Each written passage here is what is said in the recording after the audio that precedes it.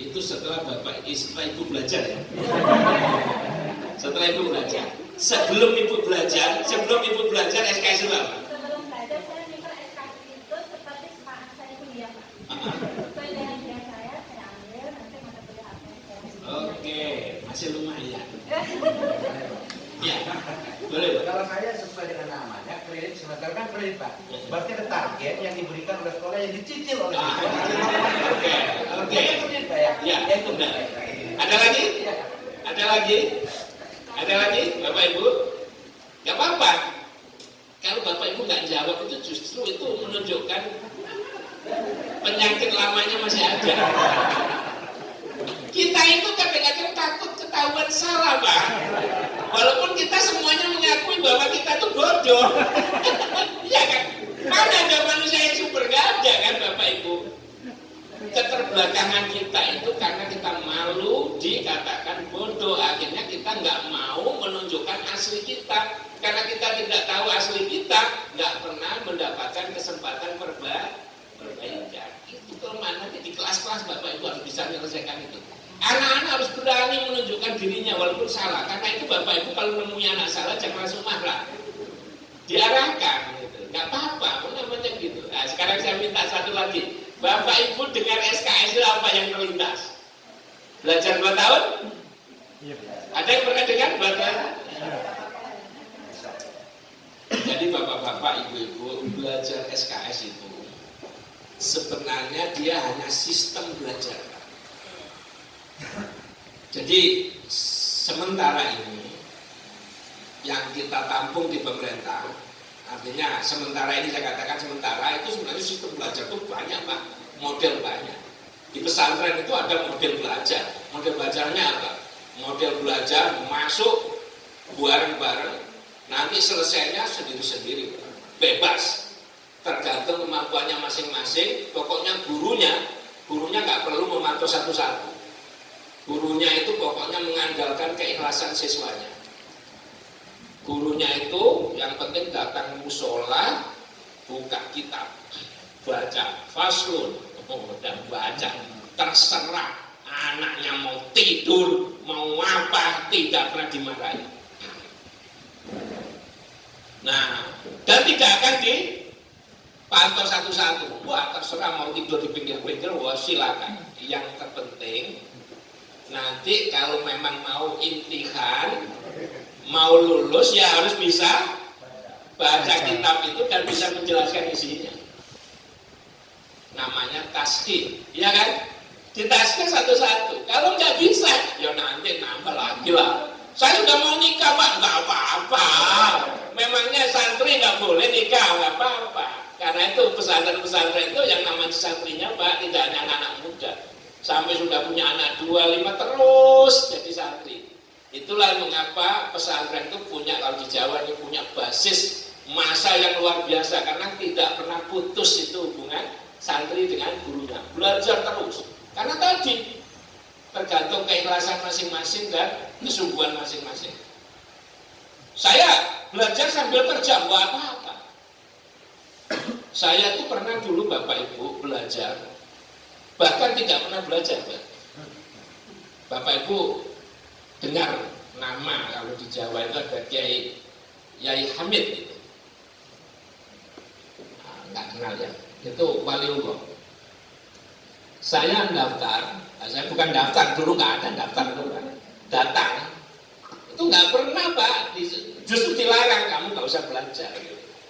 Jadi atau bukan nggak ngomong gitu, atau kamu nggak belajar nggak juga. Jadi saya datang, kamu kalau mau di sini tempatmu di belakang sana. Jadi ada satu tempat kayak gedek itu dinding bambu itu Pak ya. Kamu di situ saja, hari-hari kamu bersihkan ini. Jadi selama mengaji itu tugas saya cuma menyapu halaman belakang, Pak. Saya mau bagaimana, sudah itu saja. Kamu mau masuk masjid ngaji boleh, nggak mau. Pokoknya targetnya itu saja. Hari-hari, itu 4 tahun Bapak Ibu. 4 tahun itu saya cuma nyapu halaman. Udah, Ternyata di tengah-tengah menyapu halaman itu pengalaman hidup banyak Pak. Pengalaman hidup saya itu banyak, macam-macam. Itu pesantren. Artinya pendekatan itu sebenarnya banyak Pak. Nah, untuk pembelajaran formal ini, pendekatan sistem belajar itu ada dua. Ini ilmu barat ini Bapak Ibu.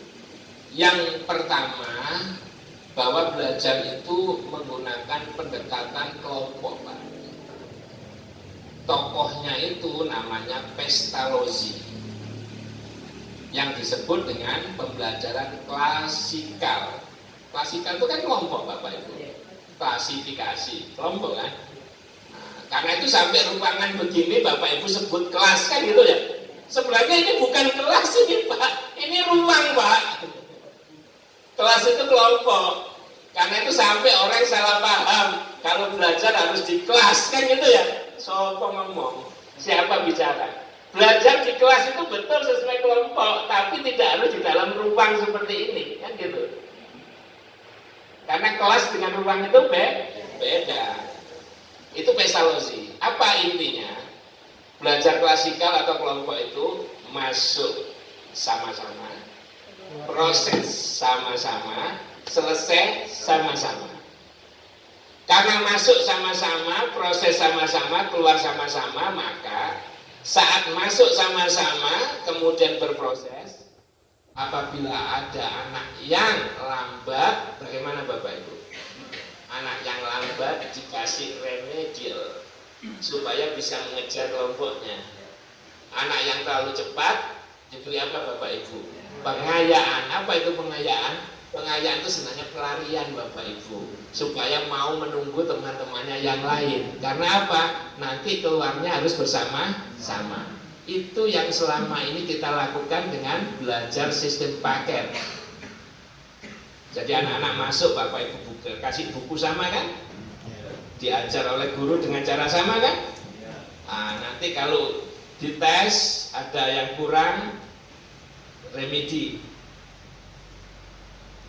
supaya bisa mengejar yang lain. Yang terlalu cepat dikasih pengayaan sendiri supaya mau menunggu. Sebenarnya pengayaan itu pelarian supaya mau menunggu yang lain biar nggak merusak suasana gitu. Itu klasikal, tokohnya Pestalozzi. Kemudian ada sistem pembelajaran yang satunya lagi, itu tokohnya Skinner Pak. Skinner ini ahli dalam pembelajaran individual. Karena Skinner punya pendapat setiap manusia itu punya tujuan sendiri-sendiri, punya model sendiri-sendiri, karena itu belajar sendiri-sendiri. Nah, karena belajar sendiri-sendiri, maka majunya juga sendiri-sendiri. Ada istilah naik kelas dan tidak naik kelas itu karena ada apa Pak? Karena ada kelompok. Naik kelas kan Pak? Naik kelas itu apa? Berarti kelompoknya naik.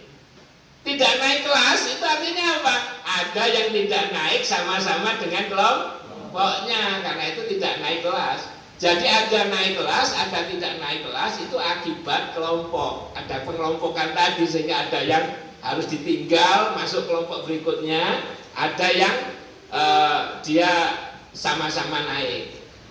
Nah, sistemnya Skinner ini belajar individual karena manusia itu beda-beda, dia nggak ada naik kelas dan tidak naik kelas karena memang nggak ada kelas Pak.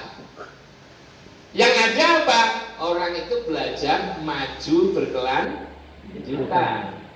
Jadi dia belajar itu seperti yang disampaikan Pak Pengawas tadi, ibarat ada kontraknya. Saya belajar alia berarti kontrak saya mulai belajar ini nanti selesai ini.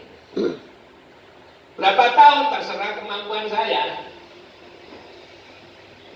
Ternyata saya bisa lebih cepat, ya saya majunya cepat, maju berkelanjutan. Pokoknya selesai satu tahap, saya masuk tahap berikutnya, masuk tahap berikutnya. Teman-temanmu belum, nggak peduli, karena individual.